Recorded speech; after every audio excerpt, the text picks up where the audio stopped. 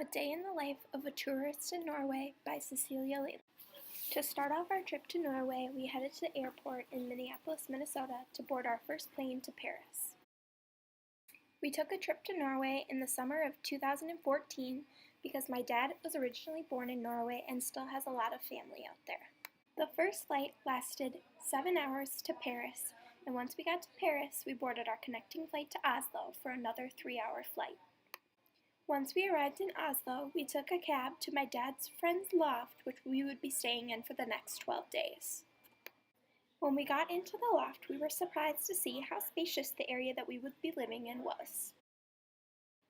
The kitchen was composed of all white cabinets, and we noticed that it even had a washer and a dryer. The loft also had a great office space with a giant skylight in the ceiling. The next room we found was composed of all glass doors, which would be my bedroom for the next 12 days. We opened up the shades to the main part of the loft and were amazed by the beautiful views. It was now time for us to start on our first day trip, and we started by walking to the train.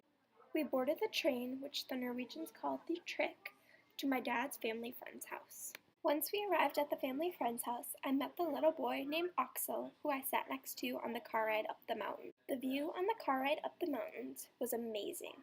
We could see all the way to Oslo.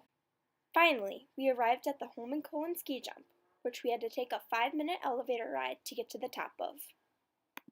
This experience was very scary for me, since I have always had a fear of heights. Axel's mom, Henrietta, pointed out the amazing views, and I was so happy I decided to go up the ski jump.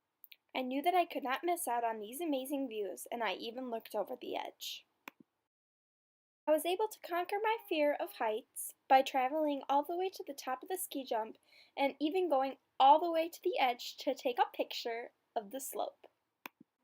I was so happy that I could spend this day with my family and my dad's friends. This trip to Norway allowed me to learn more about my dad's heritage and also conquer my fear of heights. Ha det bra, Norway!